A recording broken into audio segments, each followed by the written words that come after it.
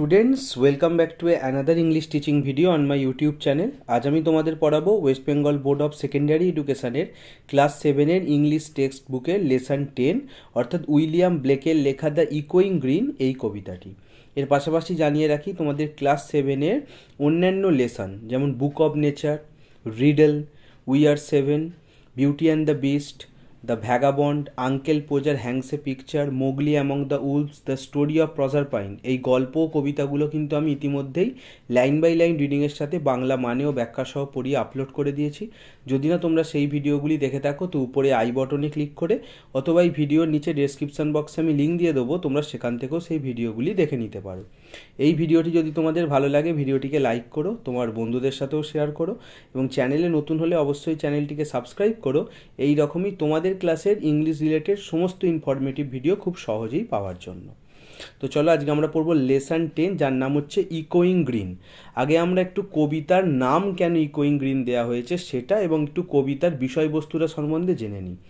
ইকোয়িং শব্দটির অর্থ হচ্ছে প্রতিধ্বনিময়। দেখবে কোনো ফাঁকা জায়গা দিয়ে যদি আমরা আওয়াজ বা চিৎকার করি সেই আওয়াজটা আবার ফিরে আসে, তো সেটাকে বলা হয় ইকো। তো ইকোয়িং মানে প্রতিধ্বনিময় আর গ্রিন মানে সবুজ, তাহলে কবিতার নাম হচ্ছে প্রতিধ্বনিময় সবুজ। এখানে সবুজ বলতে মাঠকে বোঝানো হয়েছে, প্রতিধ্বনিময় সবুজ মাঠ। তো সবুজ মাঠে কিসের প্রতিধ্বনি ফিরে আসছে না, সবুজ মাঠে যে শিশুরা বাচ্চারা খেলা করছে তারা চিৎকার চেঁচামেচি করছে, তো তাদের যে চিৎকার চেঁচামেচির প্রতিধ্বনি সেটার কথাই বলা হয়েছে। কিন্তু একটা কথা সবসময় মনে রাখবে, কবিতা পড়তে গেলে আমাদের দু ধরনের মানে বুঝতে হয়। একটা কবিতার আক্ষরিক মানে, মানে কবিতাটা পড়লে ওপর ওপর যে মানে পাবো, আর একটা হচ্ছে কবিতার অন্তর্নিহিত মানে, মানে তার ভিতরে যে মানেটা লুকিয়ে আছে। তো আমাদের এখানে ইকোয়িং গ্রিন কবিতাটার মধ্যে যদি ওপর ওপর মানে বলি তোমরা বুঝতে পারলে প্রতিধ্বনিময় সবুজ মাঠ, কিন্তু যদি ভিতরের মানে বলি শুধু মাঠে বাচ্চারা চিৎকার চেঁচামেচি করছে বলে সেই আওয়াজ প্রতিধ্বনি হচ্ছে না। যারা আজকে দেখবে একটা ছবিতেই দেখতে পাবে, যারা আজকের দিনে যারা এসে বয়স্ক হয়ে গেছে, বয়স্ক মানুষ যারা ওই শিশুদের খেলা দেখছে, তারাও কিন্তু এক সময় শিশু ছিল, তারাও খেলতো। তো তাদের যে সেই শৈশব, সেই যে স্মৃতি, সেটাও যেন সেই প্রতিধ্বনি হয়ে ফিরে আসছে। আমি কবিতাটা পড়াতে পড়াতে আরও এই যে সিম্বলগুলো আছে, অন্তর্নিহিত মানেগুলো আছে, সেগুলো তোমাদের ডিটেলসে বলবো।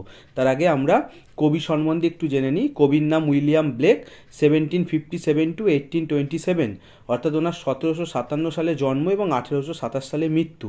ওয়াজ one of the greatest poets of the romantic age.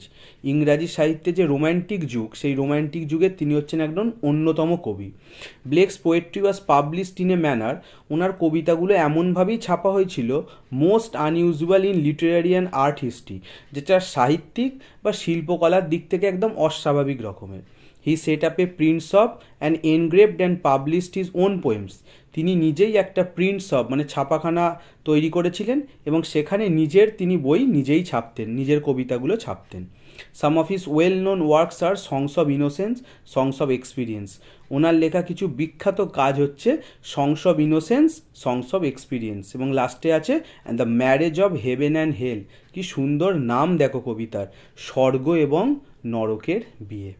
তো চলো এরপর আমরা কবিতায় চলে আসি। এই ছবিটা সম্বন্ধে তো আমি বললাম, দেখো মাঠেতে দেখতে পাচ্ছ কিছু বাচ্চারা খেলছে আর দূরে একটি গাছের নিচে কিছু বয়স্ক মানুষেরা কিন্তু বসে আছে। তো কবিতাটা পড়াতে শুরু করি, পড়াতে পড়াতে আমি আরও ব্যাখ্যাটা দেবো। তো চলো আমরা ফার্স্ট প্যারাগ্রাফ শুরু করি। আমি লাইন বাই লাইন রিডিংয়ের সাথে বাংলা মানেও ব্যাখ্যা সহ তোমাদের পড়িয়ে দিচ্ছি। পড়াতে পড়াতে আননোন ইংলিশ ওয়ার্ডসগুলোর আমি মানে বলবো, তোমরা পারলে সেগুলো খাতায় লিখে নিতে পারো। দ্য সান ডাজ অ্যারাইজ, সূর্য উঠেছে, অ্যারাইজ মানে ওঠা বা সূর্য ওঠে, and make happy the skies, এবং আকাশকে সে খুশি করে তোলে। দেখবে সূর্য যদি না ওঠে, দেখবে মেঘলা হয়ে থাকলে কীরকম যেন একটা পরিবেশটা লাগে, কিন্তু যেই না সূর্য ওঠে তার কিরণে যখন সে আশপাশটাকে ভরিয়ে দেয়, সেটাকেই কবি বলছেন যে সূর্য উঠলে কি হয়, মেক হ্যাপি দ্য স্কাইজ, আকাশকেও যেন খুব একটা আনন্দমুখর, খুব সুখী, হাসি খুশি দেখতে লাগে। দ্য মেরি বেলস রিং, আনন্দের ঘণ্টা বেজে ওঠে। মেরি বেলস, মেরি মানে আনন্দের, বেলস মানে ঘণ্টা, রিং মানে তো জানো বেজে ওঠা। আনন্দের ঘণ্টা বেজে ওঠে টু ওয়েলকাম দ্য স্প্রিং, বসন্তকে স্বাগত জানানোর জন্য। ওয়েলকাম মানে স্বাগত জানানো, স্প্রিং মানে বসন্ত। তাহলে বসন্তকাল আসছে, তাকে স্বাগত জানার জন্য কিন্তু যেন আনন্দের ঘণ্টা বেজে উঠছে। দ্য স্কাইলার্ক অ্যান্ড থ্রাস, দুটো পাখির নাম বলা হয়েছে, স্কাইলার্কও একটা পাখির নাম, থ্রাসও একটা পাখির নাম। এই পাখিগুলো, the birds on the Bush, এছাড়া ঝোপের মধ্যে থাকা অন্যান্য পাখিরাও, বুশ মানে হচ্ছে ঝোপঝাড়, সিং লাউডার অ্যারাউন্ড, তারাও খুব জোরে জোরে গান গায়। সিং তো গান গাওয়া জানো, লাউডার মানে হচ্ছে আরও জোরে। To the bells cheerful sound, এই যে ঘন্টা বাজার আনন্দময় সাউন্ড বা ধ্বনি বা আওয়াজ, তার সাথে পাল্লা দিয়ে ওই ঝোপে ঝাড়ে থাকা অন্য পাখিরা, স্কাইলার, থ্রাস, এই পাখিগুলো তারা কিন্তু ওই আনন্দের যে ঘন্টা, চিয়ারফুল বেলস, তার সাথে এরাও কিন্তু খুব জোরে জোরে গান গায়। While our sports shall be seen, যখন আমাদের খেলা দেখা যায়, হোয়াইল মানে যখন, স্পোর্টস মানে তো জানো খেলা, অন দ্য ইকোয়িং গ্রিন, প্রতিধ্বনিময় সবুজ মাঠে। তাহলে প্রথম প্যারাগ্রাফটা যদি সাম আপ করে ছোট করে বলি, তাহলে কবি বলছেন কি, সূর্য উঠলেই আকাশ যেন খুশি মেজাজ হয়ে ওঠে এবং আনন্দের ঘণ্টা বেজে ওঠে বসন্তকে স্বাগত জানানোর।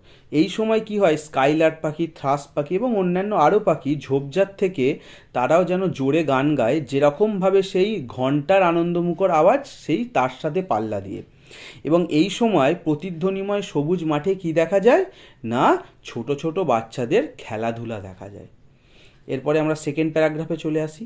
Old John with white hair, এখানে কবি একজনকার কথা বলছেন, বৃদ্ধ জন, তার মাথার চুল কীরকম, তারা হোয়াইট হেয়ার, সাদা চুল নিয়ে, দেখো ওই যে প্রথম পাতায় ছবিটা দেওয়া আছে, তাহলে সাদা চুল মাথায় নিয়ে বৃদ্ধ জন ডাস লাফ অ্যাওয়ে কেয়ার, সব কিছুকে সে হেসে উড়িয়ে দেয়। লাফ মানে তো হাসি, তোমরা জানো, লাফ অ্যাওয়ে কেয়ার মানে সে জীবনে তার যেন আর কোনো চিন্তা বা দুশ্চিন্তা নেই, সব কিছুকেই যেন সে হেসে উড়িয়ে দেয়। Love away care, sitting under the oak, সে ওক গাছের নিচে বসে আছে, ওক হচ্ছে একটা গাছের নাম, অ্যামং দ্য ওল্ড ফোক, বয়স্ক মানুষদের সাথে, ফোক মানে লোকজন বা মানুষ, আর ওল্ড ফোক মানে ওই যে বললাম বয়স্ক লোকজন। দে লাফ অ্যাট আওয়ার প্লে, তারা আমাদের খেলা দেখে হাসে। কাদের খেলা দেখে কারা হাসে, এই শিশুদের খেলা দেখে ওই বয়স্ক লোকজন যার মধ্যে জন বসে আছে তারা হাসে। অ্যান্ড সুন দে অল সে, শীঘ্রই তারা বলে, সুন মানে শীঘ্রই, কি বলে, such such were the joys, এই রকমই ছিল আমাদেরও আনন্দ, জয়েস মানে আনন্দ, when we all girls and boys, যখন আমরাও এরকম তারা ছোট ছেলে মেয়ে ছিলাম। ইন আওয়ার ইউথ টাইম, আমাদের ছোটোবেলার সময়, ইউথ টাইম মানে যৌবনের সময় হয়, তোমরা এখানে বলবে ছোটোবেলার সময়। ওয়ার সিন অন দ্য ইকোয়িং গ্রিন, আমাদেরকেও দেখা যেত এই প্রতিধ্বনিময় সবুজে।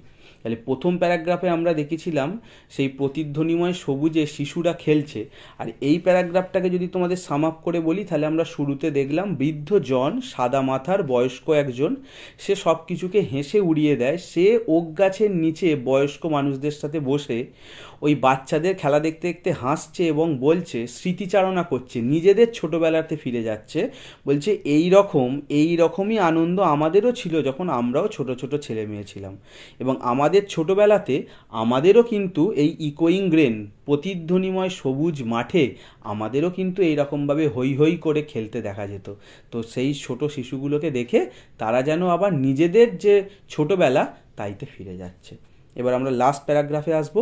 এই প্যারাগ্রাফটা সব থেকে ইম্পর্টেন্ট, কারণ এইখানে ওই যে বললাম কবিতাটার অন্তর্নিহিত অর্থ বেশি আছে, সিম্বলিক ওয়েতে কবি কিছু বোঝাতে চেয়েছেন। আগে আমি এমনি পড়িয়ে দিই, তারপর তোমাদের বোঝাচ্ছি। টিল দ্য লিটিল ওয়ান্স ওয়ারি, যতক্ষণ না ছোটরা ক্লান্ত হয়ে পড়ে, টিল মানে যতক্ষণ না, লিটিল ওয়ান্স তো বুঝতে পারছো ছোটরাই, যারা বাচ্চারা খেলছে, আর ওয়ারি মানে ক্লান্ত, তাহলে খেলতে খেলতে একসময় তারা ক্লান্ত হয়ে পড়ে। No more can be merry, তখন আর তাদের আনন্দ হয় না, মেরি মানে আনন্দ, তাহলে অনেকক্ষণ ধরে খেলছে ওই যে বিকাল থেকে, এবং যখন বিকেল থেকে খেলে খেলে তারা একসময় ক্লান্ত হয়ে পড়েছে, তাদের আর আনন্দ হচ্ছে না। দ্য সান ডাজ ডিসেন্ড, তখন কিন্তু সূর্য অস্ত যায়। তাহলে প্রথম প্যারাগ্রাফে যা যা পড়েছিলাম, লাস্ট প্যারাগ্রাফে দেখবে তার উল্টো, ওখানে দেখেছিলাম সূর্য উঠছে, এখানে সূর্য অস্ত যাচ্ছে, ডিসেন্ড মানে নেমে যাওয়া বা অস্ত যাওয়া। And our sports have an end, এবং আমাদের খেলা শেষ হয়ে যায়, ওই যে শিশুগুলো খেলছে সেগুলো শেষ হয়ে গেল, তাদের খেলা শেষ। Round the lapse of their mother, এই সময় সবাই কোথায় ফিরে যায়, মায়ের কোলে, ল্যাপস মানে হচ্ছে কোল, যেখান থেকে ল্যাপটপ কথাটা এসেছে, আমরা কোলে রেখে ব্যবহার করি তাই। তাহলে সবাই মায়ের কোলে ফিরে যায়। মেনি সিস্টার্স অ্যান্ড ব্রাদার্স, অনেক ভাইয়েরা এবং বোনেরা, ওই যে ছোট ছোট শিশু ছেলে মেয়ে, তারা তাদের মায়ের কোলে ফিরে যায় বিশ্রামের জন্য। কীরকম বিশ্রাম দেখো, তারপরেই বলেছে like birds in their nest, যেমনভাবে পাখিরা তাদের বাসায় ফিরে যায়, নেস্ট মানে বাসা, আর রেডি ফর রেস্ট বিশ্রামের জন্য। তাহলে সারাদিনের পরে পাখিরা ক্লান্ত হয়ে যেমন বাসায় গিয়ে বিশ্রাম নেয়, তো এই খেলাধুলার পরে শিশুরাও বাড়ি ফেরে মায়ের কোলে আশ্রয় নেবার জন্য, বিশ্রাম নেবার জন্য। And sport no more seen, আর খেলা দেখা যায় না অন দ্য ডার্কেনিং গ্রিন, এই অন্ধকারময় সবুজ মাঠে। তাহলে এইটা হচ্ছে কবিতার আক্ষরিক মানে। তাহলে এটাকে যদি এমনি বলি, কি বললো না, খেলতে খেলতে বাচ্চারা ক্লান্ত হয়ে গেছে, তাদের আর আনন্দ হচ্ছে না, সূর্য অস্ত গেছে, অন্ধকার হয়ে যাচ্ছে, তাই তারা খেলা শেষে বাড়ি ফিরবে মায়ের কোলে আশ্রয়ের জন্য, যেমনভাবে পাখিরা বাসায় ফেরে বিশ্রামের জন্য, এবং তাদের আর খেলা দেখা যাবে না এই অন্ধকারময় সবুজে। এবার এর ভিতরের মানেটা বলি। এই অন্ধকারময় সবুজ কেন বলা হলো?